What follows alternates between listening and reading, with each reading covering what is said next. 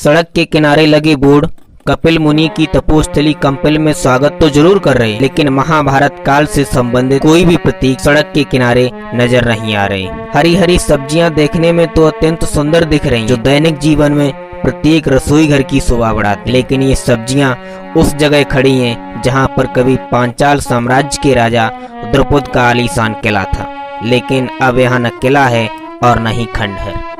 कंपिल एक पौराणिक एवं ऐतिहासिक नगर है। महाभारत काल में यह पांचाल जनपद की राजधानी के रूप में विख्यात था, जिसके राजा द्रुपद थे। सनातन संस्कृति एवं सभ्यता को अपने आगोश में समेटे यह पावन नगर वर्तमान में उत्तर प्रदेश राज्य के फर्रुखाबाद जनपद में स्थित है। नमस्कार, आप देख रहे हैं लाइव स्पेशल और मैं हूं आपके साथ मनीष यादव। महाभारत जैसे पुरातन समय से संबंध रखने वाला एक ऐसा नगर जो अपने आप में एक इतिहास है, फिर भी वह राजा द्रुपद से लेकर द्रौपदी तक की सारे घटनाक्रम को सबूत बनाए हुए उनकी कहानियां लोगों तक सुना रहा है। मैं बात कर रहा हूं कंपिल की। पांडवों की प्रसिद्ध एवं विख्यात नगरी इंद्रप्रस्थ से लगभग 315 किलोमीटर की दूरी पर बसा एक ऐसा गुमनाम शहर जहां की रानी ने इंद्रप्रस्थ की धरती को अपना घर बनाया। कथा के मुताबिक द्रौपदी का जन्म एक यज्ञ कुंड से हुआ था, जिसे आज द्रौपदी कुंड कहते हैं। महाभारत के संबंध में इस नगर का विस्तृत एवं मनभावन विवरण द्रौपदी के स्वयंवर से मिलता है। प्रचलित लोक कथाओं और स्थानीय लोगों के अनुसार यहाँ राजा द्रुपद ने अपनी पुत्री द्रौपदी का विवाह किया था। स्वयंवर की शर्तानुसार जो भी राजा या राजकुमार धनुष से मछली की आंख वेदन करेगा वही द्रौपदी का वरण करेगा। तो वहीं द्रौपदी के मन में भी शंका का ज्वार उफान ले रहा था कि कहीं ऐसा न हो कि कोई भी प्रतिबिंब को देखकर मछली की आंख का भेदन ना कर पाए। जहां द्रौपदी का जन्म हुआ था आज उसे लोग भूल चुके हैं।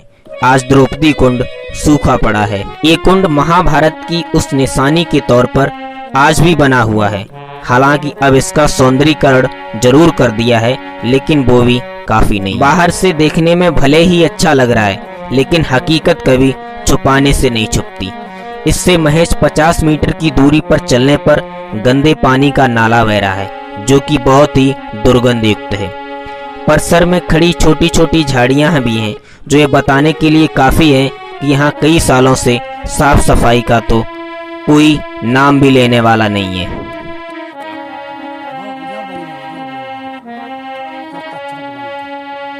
ये पत्थर का मंदिर कपिल मुनि का बन रहा है।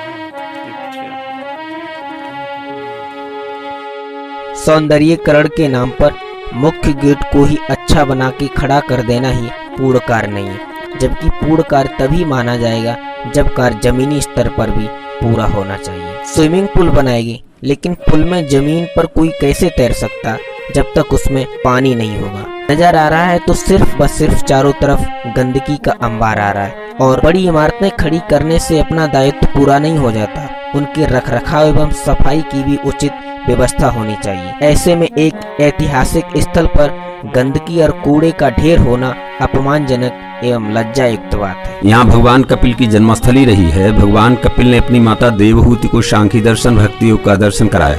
दर्शन करके माता पहाड़ों पर चली गई, वहां जाकर के तप किया, तप करके द्रवरूप हो गई, माने जल बन गई। हम लोगों में जब भगवान कृपा करते हैं, भक्ति मैया कृपा करती, भक्ति का अंकुर आता है, तब कोई न कोई विशेष लक्षण आते हैं। माता देवहूत ऐसी द्रवित हुई कि गंगा के रूप में, नदी के रूप में परिणित हो गई। इधर नैनीताल पीलीभीत बरेली की तरफ से एक नदी आती देवहा, उनको देवहूत गंगा कहते हैं, और गंगा के पर्यायवाची में भी देवहूत नाम आया है। हम आप गंगा सागर इन्हीं के लिए जाते हैं। यहाँ भगवान कपिल की जन्मस्थली है और गंगा सागर में तप करके शरीर का परित्याग किया है। यहाँ शिव स्वरूप में पूजा होती है, वहाँ शरीर रूप में पूजा होती है।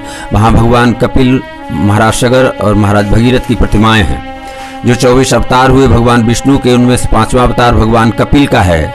विशेष बात यह है, गीता में भगवान कृष्ण ने कहा है, सिद्धों में कपिल मैं ही हूँ। अगर भगवान कपिल न होते तो सिद्ध नाम की कोई वस्तु ही न होती। इन्हीं भगवान कपिल के कारण यहाँ श्री शत्रुघ्न जी के द्वारा श्री रामेश्वर राज्य की स्थापना हुई।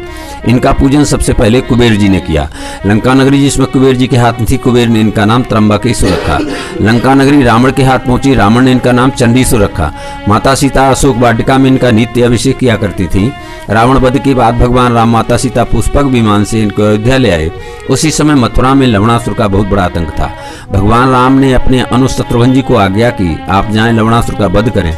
माता सीता ने इनको विजयश्री के रूप में शिवलिंग भेंट किया, कहीं तीर्थ पड़े तो इनको स्थापित कर देना। कंपिल के पूर्वोत्तर शत्रुघ्न जी निकल रहे थे, यहाँ भव्य स्थान दिखाई दिया, पता लगा यहाँ भगवान कपिल की जन्मस्थली है। तो भगवान कपिल के ही कारणेहासी शत्रुघ्न जी के द्वारा श्री रामेश्वरनाथ जी की स्थापना हुई। विशेष बात यह, भगवान राम का परिवार शंकर जी माता गंगा सशरीर स्थापना में शामिल हुए आकर के। और विशेष बात यह है, माता गंगा यहाँ से 10 किलोमीटर दूर है, लेकिन हमेशा से उनका नियम रहा, रामेश्वरनाथ जी के कालेश्वरनाथ जी के दर्शन हेतु माता गंगा हमेशा से यहाँ आती रहती हैं, ऐसा उनका नियम है। द्रौपदी कुंड है, इससे माता द्रौपदी भाई धृष्टद्युम्न का प्राकट्य हुआ और माता द्रौपदी पांडवों के भगवान कृष्ण के द्वारा यहाँ भगवान कालेश्वरनाथ जी की स्थापना है। यहाँ एक गांव कारब है, कारब को पूर्व काल में कलापक ग्राम कहते थे। गुरु द्रोणाचार्य जी की तपस्थली रही, जो 7 चिरंजीवी हैं, अश्वत्थामा, बलिर्व्यासो, कृपाचार्य, परशुराम, विभीषण, मार्कंडेय, हनुमान, उनमें से अश्वत्थामा की जन्मस्थली इसी कलापक ग्राम की है। गंगा अवतरण के बाद यहाँ ऋषि मुनि कल्पवास करते चले आए, इसी वजह से इस गांव का नाम कलापक ग्राम पड़ा। नारद भगवान 2.5 घड़ी से ज्यादा कहीं विश्राम नहीं लेते थे, लेकिन यहाँ मास भर रह करके कल्पवास करते थे, ऐसा लेख है। यहाँ एक गांव जिजौटा है, उसका अपभ्रंश हो गया है, यज्ञौटा नाम था। पुरातत्व नीति राशि में शोध किया था तो उसमें 11 फीट की एक यज्ञवेदी निकली थी, एक भगवती की मूर्ति निकली, वो वहाँ स्थापित है। कुछ अवशेष वहाँ के वहाँ स्थापित है, कुछ संग्रहालय में है। यज्ञ करने के बाद एक गांव पुंथर है कारब के पूर्व में, उसका पुण्यस्थल नाम था। यज्ञ करने के बाद महाराज युधिष्ठिर ने वहाँ जाकर के साधु ब्राह्मण को दान दक्षिणा किया, इस वजह से उस गाँव का नाम पुण्यस्थल पड़ा, आज भ्रंश हो गया, पुंथर हो गया। रुदायन रोड पर गाँव पड़ता है मनिकपुरा धोपुरा। मनिकपुरा धोपुरा के बीच में एक जगह बेदू का ताल है, वहाँ द्रौपदी स्वयंवर हुआ, मीन वेदन हुआ, इस वजह से उस गाँव का नाम मनिकपुरा पड़ा। धोपुरा के धौम ऋषि थे जो पांडवों के कुलगुरु रहे हैं। एक गांव ढोणपुर है, द्रोणपुर था, द्रोणाचार्य जी वहाँ कुछ समय रहे हैं। और ये रुदायन है, इसको रुद्रायन कहते हैं। 12 साल बाद वहाँ अर्धकुंभी लगती है, पितरों को पितृपक्ष में पिंडदान होता है। क्योंकि कंपिल नगर का इतिहास महाभारत काल से लेकर अब तक है और कंपिल नगर तब से लेकर आज तक जीवित है, लेकिन फिर भी इसको इस तरीके से भुलाने के लिए आप किसे जिम्मेदार मानते हैं? इसमें तो जो है ज्यादातर तो प्रशासन ही दोषी है, प्रशासन ही दोषी है। हमारे यहाँ विधायक हैं, एमपी हैं, इन्होंने कंपिल के बारे में कभी कुछ देखा ही नहीं। कंपिल भी कोई चीज है, कंपिल भी कोई तीर्थ है, सब अपने अपने तीर्थों की, अपने क्षेत्र की बात रखते हैं। इसकी बचाव एवं रखरखाव के लिए यहाँ पे द्रौपदी ट्रस्ट भी बनाया गया, क्या वो द्रौपदी ट्रस्ट इसके रखरखाव के लिए कारगर साबित होगा? कोई न रखरखाव की बात द्रौपदी ट्रस्ट ने की है और ना कुछ किया है यहाँ।